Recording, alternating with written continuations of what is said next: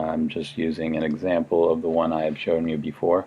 So your Illustrator document should be 3 inches by 3 inches.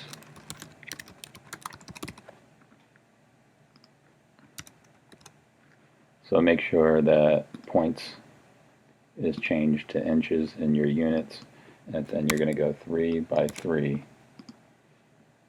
3 inches width, 3 inches height should be a square. So let me hit OK. Okay, so there's our square.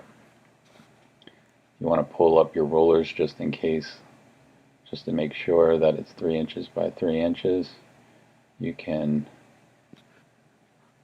I usually go Command R, or you can just go to Rulers under View and Show Rulers.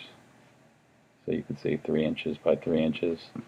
The next thing you want to do is place your sketch. I should have the sketch on the desktop here.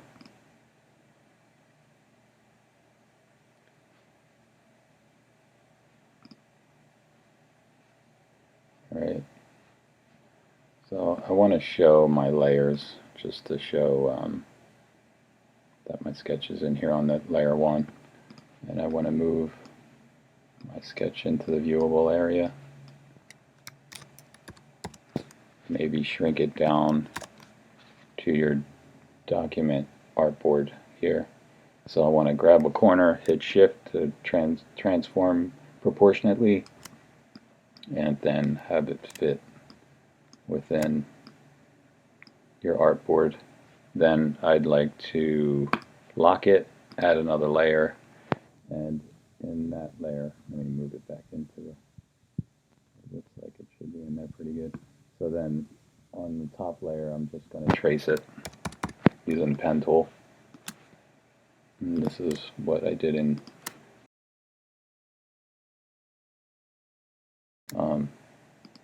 so then just tracing the logo again.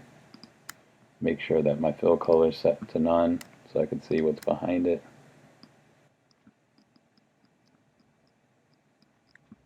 Sometimes you snap to different points, or you snap to grid. You see how it says snap to point? You probably want to take that off, or snap to pixel. If it's check marked, it means it's on, so I would take that off.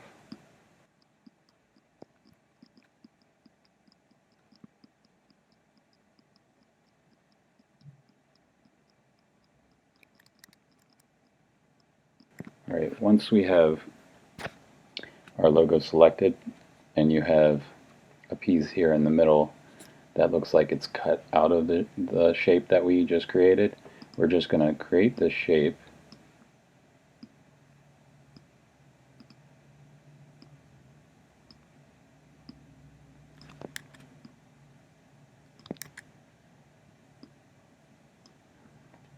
Then we're going to select all, and by either using your shape builder tool, you can click holding down Option. You see how the plus turns to a minus, so you want to minus out that shape, and then click right there in the middle of that shape to minus out the outside shape. So you have to make sure both the outside and also the inside is selected. See how it's all selected there?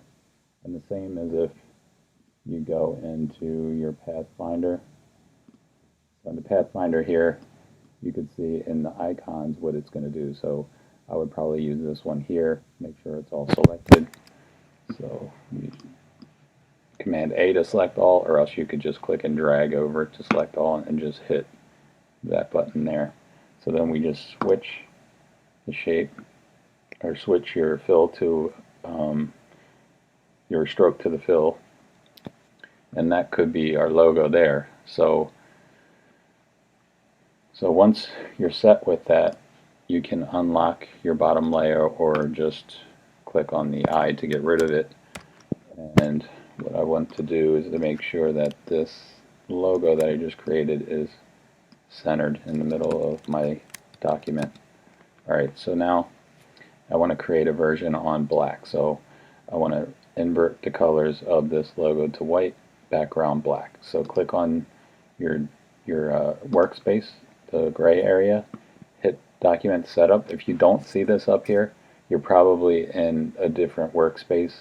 So you can go into Windows, Workspace, then make sure Essentials Classic is clicked. So you want that to be check marked. Alright, so then document setup, edit artboards. You're going to press down Option and you see how it turns to duplicate your cursor there. And you're going to click and drag over. Alright, so once we drag it over like that, we're going to make a new layer, bring it to the bottom, select your rectangle tool, make sure black selected, and then you're just going to click and drag to make a rectangle. Alright, now it's on the bottom, so you can lock this.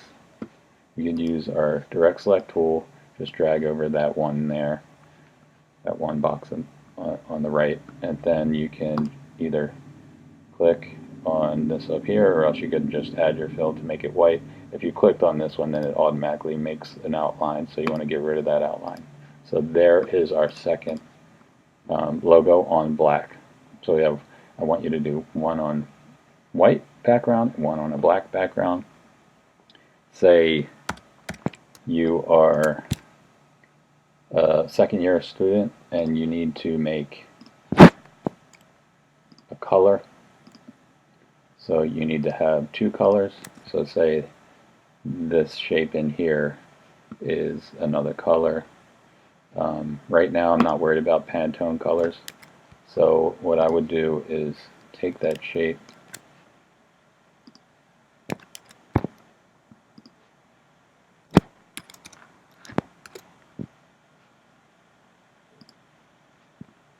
create a color for it, and then you could put it in there. Or better yet, create a new layer. I'm just pasting it in there. So that could be two color logo, or I'm just showing you very basic two color. But I really wouldn't have done that. I would have did more, something a little bit more intricate. Alright, so that shows you how to create your graphic.